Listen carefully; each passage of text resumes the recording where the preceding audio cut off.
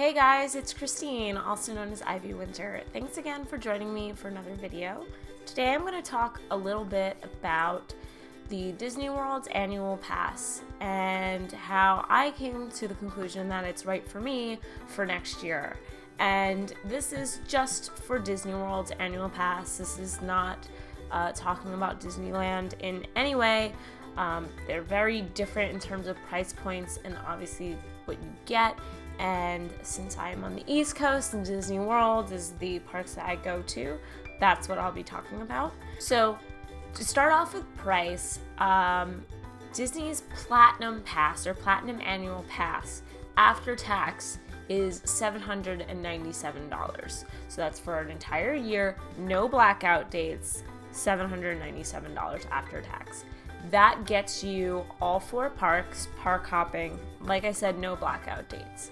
There is also an option of the Platinum Plus Pass, which also gets you water parks, and that is $882. Now, that's not the one that I'm considering because I don't go to the water parks really, and if I do opt to, I don't mind spending the entry price for that one-off day, but I don't go enough and I don't have trips that are long enough that I go a lot, so I'm looking at that $797 price point for an annual pass.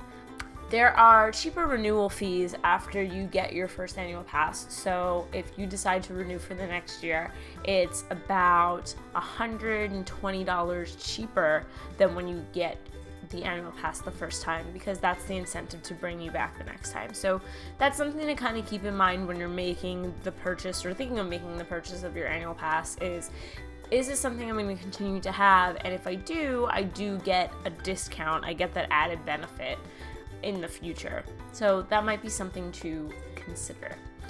So, like I said, annual pass, 4 parks, park hopper, no blackout dates, which is a really, big deal. I believe Florida pass holders do have some blackout dates, like resident pass holders. So to have an annual pass where you don't have to deal with, oh, I can or can't take vacation at this time is really great.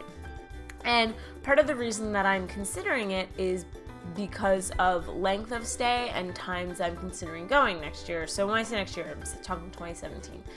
And I already know I'm going to go in February of 2017 with my good friend Rob from Rob Plays That Game and a few other friends. And I want to go 8 days, have 5, maybe 6 be Disney Park days, have 1 be a Universal Studios day, and have maybe 1 or 2 break days. That's where that 5 or 6 comes in for Disney.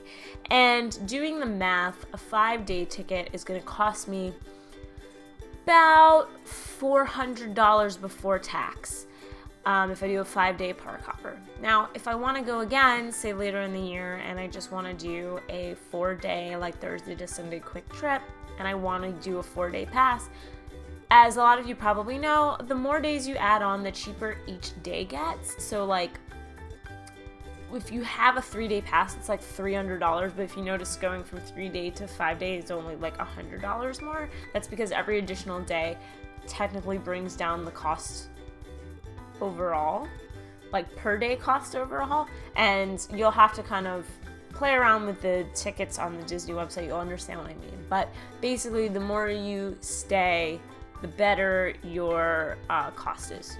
It's very cost efficient that way.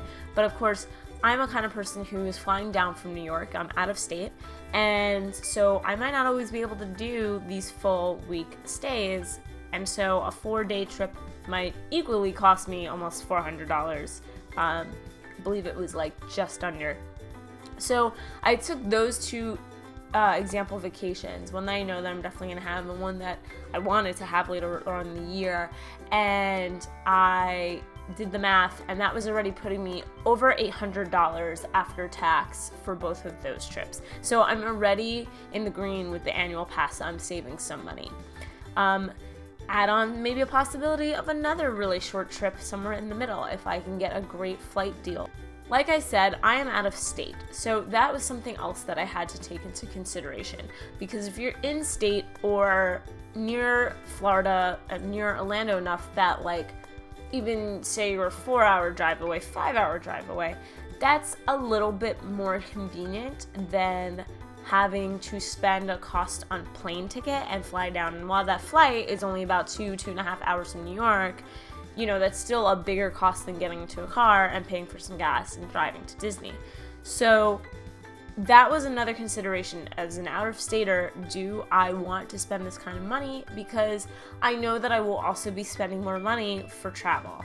And for me, the benefit being that I'm in New York, which is a huge hub for a lot of airlines, particularly JetBlue, which I am personally a big fan of and have just gotten their credit card. I'm kind of in a good situation where they often have a lot of awesome deals from New York to Orlando, because that is a hugely common flight for them. They actually have their training facilities in Orlando. Fun fact, my brother worked for them at one point, and I had some friends who worked for them. And while their hub, you know, their big terminal is in New York, you actually fly to Orlando for training. So you can see how those flights are many, and they often can provide really good deals. Sometimes they're a little last minute, but they're known for that. I also have their credit card, and so this is something to also think about. If you're an out-of-stater and you have an airline credit card and you're gathering points, it might be a good idea to get an annual pass, because now you also have points that you can use on your flights. And if you don't have points that are paying for your flights, at least your flights are going towards future free flights. So it kind of just works its way out.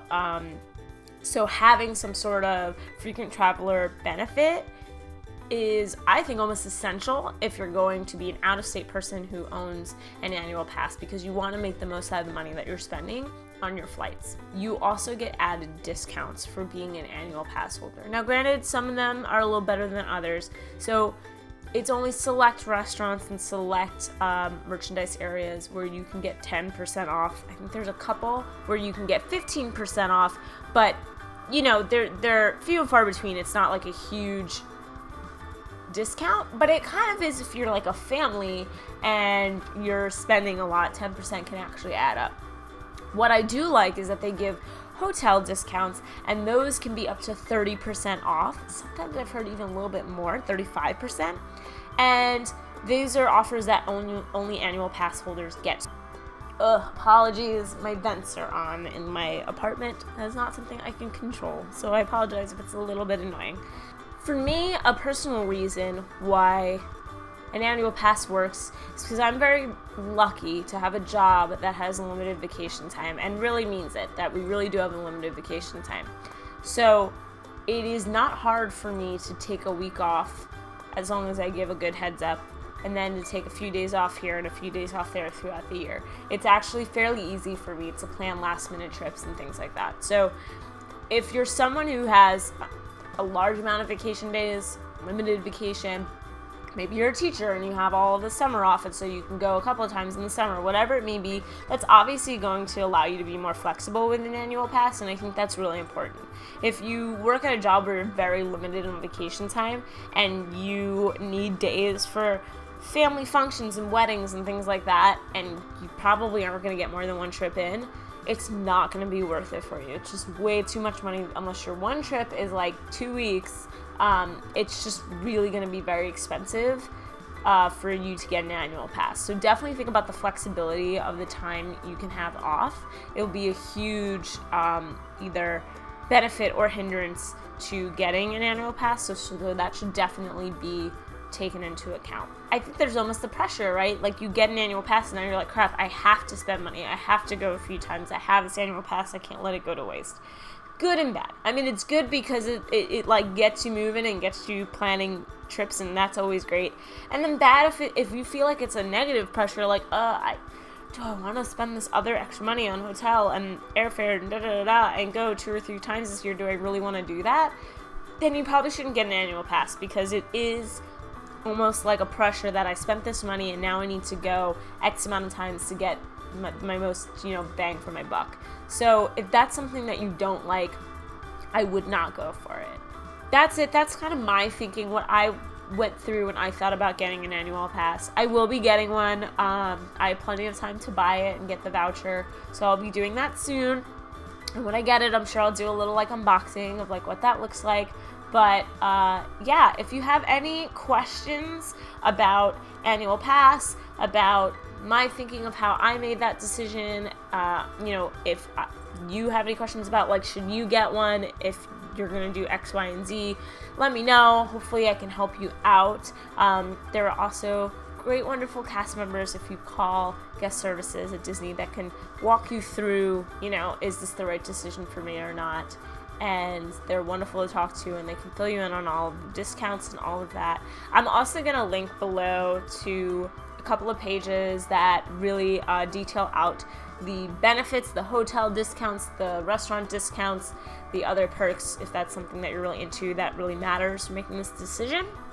And that's it. Thank you again for watching another video. Hopefully, I will see some of you guys in Disney next year if I'm down there with the annual pass. I imagine I'll be there 2, maybe 3 times. So look out for me in 2017 if you guys are often in the parks. And that's all. That's all I gotta say. All the stuff out of my brain. It's done. Alright guys, have a great rest of the day. Bye!